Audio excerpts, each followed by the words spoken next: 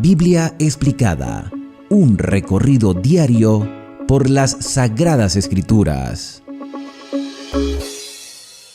Hoy en nuestro recorrido explicativo por las Sagradas Escrituras hemos llegado al capítulo número 2 del segundo libro de Crónicas y estamos hablando del reinado de Salomón. Salomón, quien fue a los altos de Gabaón buscando la dirección divina, y Dios se le manifestó ofreciéndole a Salomón cualquier cosa que él pidiese. Y Salomón pidió sabiduría y conocimiento para dirigir correctamente al pueblo de Israel y también para la construcción del templo que mostraría al mundo el plan de salvación de Dios.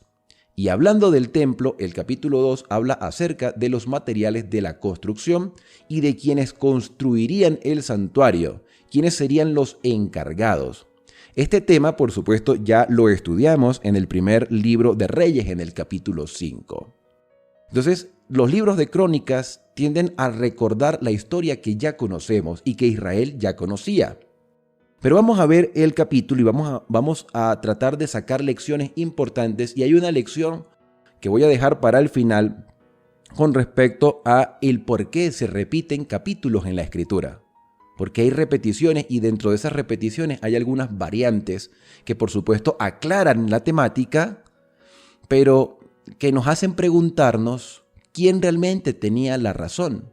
Esto también pasa con los evangelios, Mateo, Marcos, Lucas, Juan, que presentan la vida de Jesús, y pareciera que los evangelios tienden a ser un poco contradictorios por algunos eventos que algunos narran y otros omiten, y en algunas otras partes de los mismos evangelios se hace una ampliación de detalles que no leíamos en cualquiera de estos 4 evangelios. Entonces eso tiene que ver mucho con la inspiración de quien escribe el relato bíblico. Entonces el capítulo comienza diciendo que Salomón determinó edificar casa al nombre del Señor y otra casa para su reino, o sea, el templo y su palacio. Y designó 70,000 hombres para llevar cargas, 80,000 canteros para cortar en el monte y 3,600 capataces. Salomón envió a decir a Hiram, rey de Tiro: haz conmigo como hiciste con David mi padre, a quien enviaste cedros para edificar para sí casa en que morar. O sea, David construyó su casa y Salomón quería hacer su propia casa. Lo lógico era que Salomón heredara la casa de David, pero Salomón quería su propio palacio. Quería su propio hogar. La casa de su padre quizás quedaría como un monumento histórico o le quedaría a otro de los hijos de David. No lo sabemos, pero Salomón quería construir su casa y buscó a Hiram, rey de Tiro, quien había ayudado a David desde el principio de su reinado. Dice el versículo 4, tengo que edificar casa al nombre del Señor mi Dios para consagrársela. Está hablando del templo, para quemar incienso aromático ante él, para colocar continuamente, me gusta mucho esa palabra, continuamente, en hebreo es tamid, algo que se hace constantemente, y esa palabra es muy relevante también para entender la profecía, principalmente la de Daniel, el continuo. También habla acerca del pan de la presencia, el pan de la proposición, el pan que se colocaba en la mesa. Ustedes saben que la mesa representa una fase del ministerio de Cristo. Esa mesa de los panes representa el trono de Dios en una fase sacerdotal y después será representada por el arca en la fase sumo sacerdotal, hablando de la mesa de los panes que representa el trono de Dios. Estos son detalles del santuario. Dice aquí, para ofrecer holocaustos de mañana y de tarde, se hacían estos sacrificios aproximadamente a las 9 de la mañana y aproximadamente a las 3 de la tarde. Algunos piensan que posiblemente era a la caída del sol. También se habla de los sábados, las lunas nuevas, las fiestas del Señor, que eran 7 celebraciones, 3 principales, la Pascua, el Pentecostés y el Tabernáculo, y de ellas se desprendían otras fiestas como los panes sin levadura, como la gavilla mecida o la fiesta de las trompetas. O sea, todas estas celebraciones se hacían a lo largo de todo el año, y eso debía hacerse en el templo que ahora se iba a construir. Estas fiestas para el Señor dice lo que ha de ser perpetuo en Israel, debe ser constante, y que todo apuntaba por supuesto al Mesías. La casa que tengo que edificar ha de ser grande, dice Salomón, debe ser grandiosa, debe ser maravillosa, porque el Dios nuestro es mayor que todos los dioses. Así que esa casa, ese templo debe representar a Dios. Y ya aquí hay un detalle para nosotros en la actualidad. ¿Cómo son los templos donde nos reunimos? Donde tú te reúnes, esa casa que se designó para la adoración al Señor. Ese lugar de congregación. Hay algunos lugares que son más humildes y otros son un poco más elaborados, a los cuales se le ha dedicado más dinero. Y yo quiero repetir lo que dije en una ocasión, y es que Dios se complace de estar con sus hijos en cualquier parte. Recordemos que este templo es una sombra, o era una sombra, de las realidades eternas. Los lugares donde nosotros nos reunimos no son el templo que Dios asignó aquí en la tierra para mostrar el plan de salvación del mundo, porque el verdadero santuario está en el cielo. Esos lugares de reunión, esas iglesias, las cuales también llamamos templo, son simplemente lugares de congregación. Algunos son más humildes, otros son más ostentosos, ¿sí? Dependiendo de la condición social de cada uno de los miembros, pero indiferentemente la condición económica de la iglesia, Dios se complace de estar con sus hijos. Una cosa es que los hermanos no tengan recursos y no puedan tener una construcción lujosa, y otra cosa es que los hermanos sean negligentes.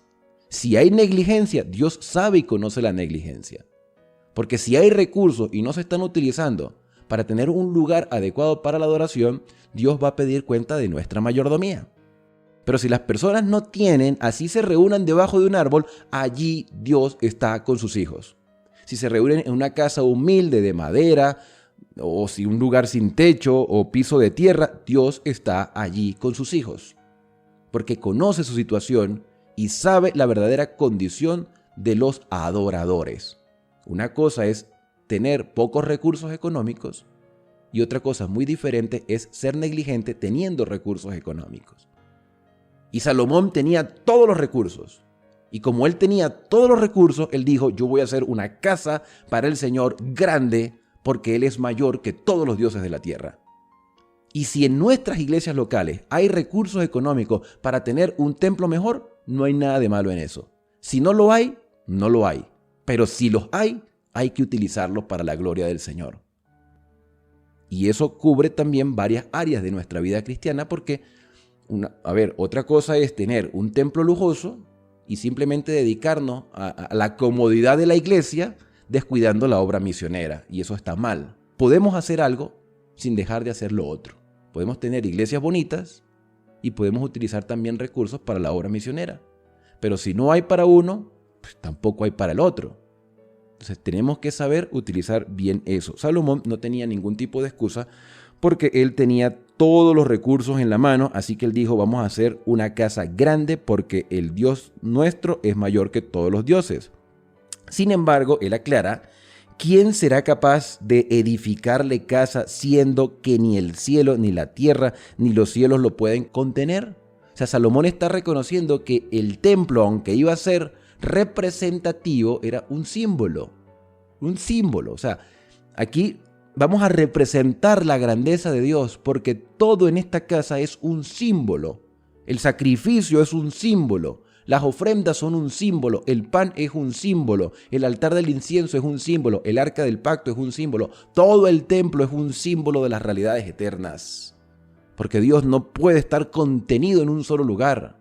Él es el creador de todo, del universo. Así que esta casa va a representar y todo lo que está dentro de esta casa es un símbolo de todo lo que Dios quiere para con sus hijos, la salvación. Allí está prefigurado o estaba en el templo el plan de salvación.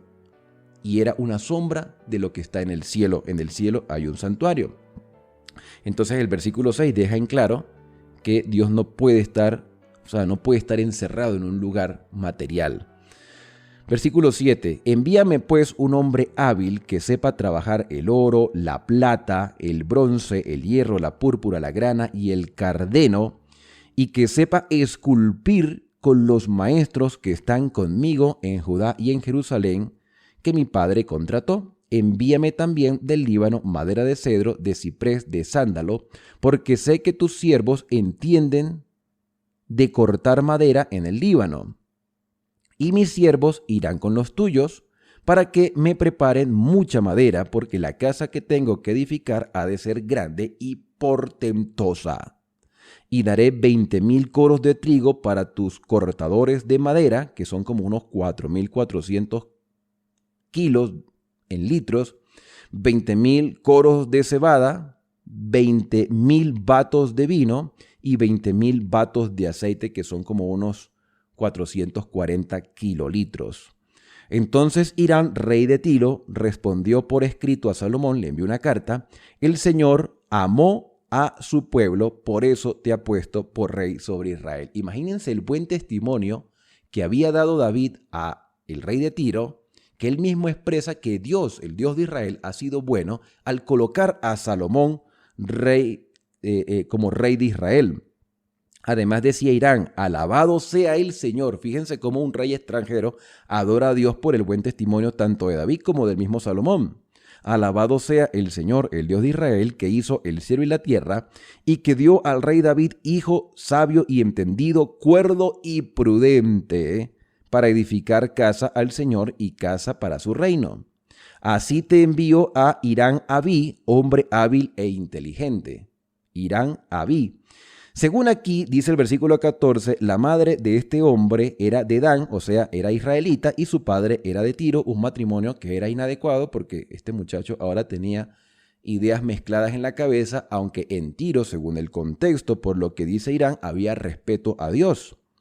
Él sabe trabajar el oro, la plata, el bronce, el hierro, en piedra y en madera, en púrpura, en azul, en lino fino y en carmesí. También sabe esculpir toda clase de figuras y diseñar todo lo que le pida. O sea, era un diseñador, era un arquitecto, era un artesano. O sea, era un hombre que había desarrollado sus capacidades intelectuales y las ponía al servicio. Dice: podrá trabajar con tus hombres peritos y con los de mi señor David tu padre. Ahora pues, envíeme mi señor a sus siervos el trigo, envíenme la cebada, el aceite, el vino que ha ofrecido, y nosotros cortaremos en el Líbano la madera que necesites. La llevaremos en balsas por el mar hasta Jope, y tú harás llevarla hasta Jerusalén. Salomón, dice el versículo 17, hizo un censo. Recordemos que David en una ocasión hizo un censo y Dios se molestó, y Salomón ahora está haciendo un censo. Pero la intención de David era muy diferente a la intención de Salomón. David quería saber qué ejército tenía para compararlo con el de las demás naciones y saber quién estaba con él, a pesar de que Dios le había prometido que la protección del Señor lo estaba acompañando y que nadie se iba a atrever a sublevarse a David, porque Dios había prometido que el trono de David permanecería para siempre, es decir, mantendría la línea sucesora hasta el Mesías. Así que la intención de David era muy diferente a la intención de Salomón. Salomón hace un censo con un propósito específico, y aquí el mismo relato lo deja en claro. Dice: Salomón hizo un censo de todos los hombres extranjeros, o sea, hombres que no eran israelitas, pero que vivían en Israel y que habían aceptado las costumbres de Israel y que vivían como israelitas a pesar de ser extranjeros, que estaban allí con el pueblo después de que había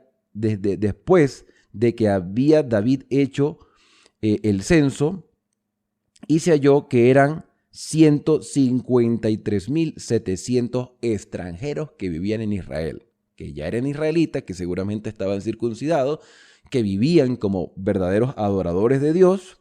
Eran un total de 153,700. ¿Con qué propósito los censó Salomón? Dice el versículo 18, que para ellos señaló 70,000 para llevar cargas, 80,000 para cortar en el monte y 3,600 capataces para hacer trabajar al pueblo. O sea, los empleó. Salomón empleó a estos 153,700 hombres para que trabajasen en servicio a Dios. Les dio una oportunidad laboral. No es que eran esclavos, eran trabajadores. Y estos trabajadores, un extranjero que llega a un lugar que nadie lo conoce, que acepta las costumbres de un pueblo donde va a vivir, no siempre la vida es tan fácil, porque ¿quién le va a dar trabajo a un extranjero? Salomón empleó a los extranjeros. Les dio un trabajo donde pudieran desarrollarse, pudiesen trabajar para el Señor, pudiesen entender la costumbre de Israel y vivir de acuerdo a lo que Dios había establecido. Así que el censo era muy diferente al que David había hecho. Ahora fíjense algo importante. Ya conocemos la historia. Ahora, ¿qué les parece si de manera personal comparamos este relato bíblico de 2 de Crónicas capítulo 2 con 1 de Reyes capítulo 5? Que casualmente tanto 1 de Reyes 5 como 2 de Crónicas 2 tienen 18 versículos cada uno. Tú puedes leerlo de manera personal. Haz este ejercicio. Lee los dos capítulos, 1 de Reyes capítulo 5 y 2 de Crónicas capítulo 2, y haz una comparación de los dos textos. Mira las similitudes y las diferencias de cada uno de los capítulos y compara los dos relatos. Te darás cuenta que es la misma historia narrada de forma diferente, porque los autores fueron diferentes. La historia es la misma, pero los autores que plasmaron la misma historia lo hicieron según el Espíritu les dio el conocimiento para hacerlo. Porque ellos fueron inspirados por el Espíritu Santo, mas sus palabras fueron de ellos mismos.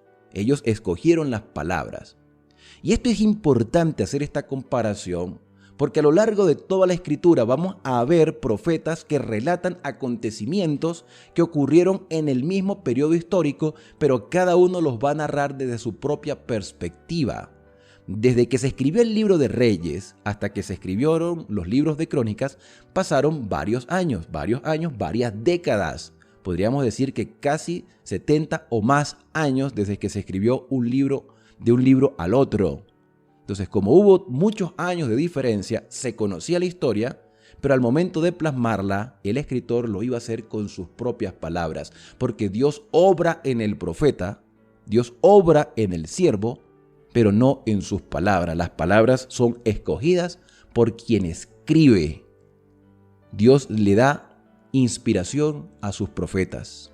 Dios no es un Dios que dicta. O sea, no es que Dios dice, vas a escribir tal cual como te estoy diciendo. Porque entonces, si fuese así, tendríamos que dudar de algunos de los dos escritores. ¿Dudamos de quién? ¿Del que escribió Reyes o dudamos del que escribió Crónicas? Y los dos relatos están en la Escritura y los dos fueron inspirados. Pero hay similitudes y hay diferencias. Este tema de la inspiración es importante porque el principio es que Dios obra en el profeta, no en sus palabras. Pero aún así, esas palabras humanas unidas con la inspiración del Espíritu Santo son la palabra de Dios, porque Dios se comunica en lenguaje humano para que el ser humano pueda entender. Entonces, este capítulo, más que contarnos la historia que ya sabíamos y repetir las lecciones que ya conocíamos, nos motiva a entender cómo obra la inspiración en los siervos de Dios. La inspiración es importante porque Dios revela a través de sueños, Dios revela a través de visiones, a través de impresiones, a través de la misma naturaleza y, por supuesto, a través de su palabra. Y la inspiración le permite al ser humano expresarse en ese lenguaje que es entendible para las demás personas. Entonces, Dios habla el lenguaje humano por medio de seres humanos. En la única ocasión de que Dios abrió su boca, incluso escribió sus propias palabras, fue en los 10 mandamientos. Y lamentablemente, a pesar de que fue Dios quien lo habló y los escribió, hoy en día muchos cristianos no le prestan atención a esos mensajes. Hermanos, es importante que aprendamos a confiar de las Sagradas Escrituras, no dudar de ellas. Cuando lleguemos a los evangelios, cuando lleguemos a los eventos proféticos de Isaías, a Jeremías, Ezequiel, Daniel, que la mayoría de ellos vivieron prácticamente en el mismo contexto histórico, ellos van a narrar lo que ellos vivieron y la manera como Dios se manifestó en ellos y qué mensaje tenía Dios a través de ellos y la manera como ellos lo expresaron en su propio lenguaje y según su propia condición, porque algunos eran más humildes, otros eran más encumbrados, otros eran más educados, otros eran menos incultos. Imagínense Pedro, que era un pescador, escribiendo cartas. Compararlo con Pablo, que era un hombre ilustrado. Hablaban de forma diferente el mensaje de Dios, porque ambos o todos los que escribieron la Biblia fueron inspirados por el Espíritu Santo. Y esa inspiración nos llega a nosotros para poder entender la voluntad de Dios. Somos iluminados. Dios revela sus mensajes a sus siervos los profetas. Dios inspira a los escritores de la Biblia, o inspiró a través del Espíritu Santo, y hoy somos iluminados. Porque como dijo el salmista, lámpara es a mis pies tu palabra y lumbrera a mi camino. Y esto es verdaderamente un mensaje que fortalece nuestra fe y nos llena de esperanza. Y bien, de esta forma hemos llegado al final del capítulo explicativo por el día de hoy, esperando que haya sido una grande bendición, no solo conocer las lecciones, sino también entender que Dios dirige su mensaje por medio de la revelación, de la inspiración, y hoy podemos ser iluminados comprendiendo la voluntad de Dios.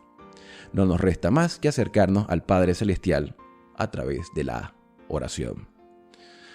Querido Padre, muchas gracias, Señor, te damos en este día porque tú diriges nuestros pasos y nos ayudas a entender tu voluntad.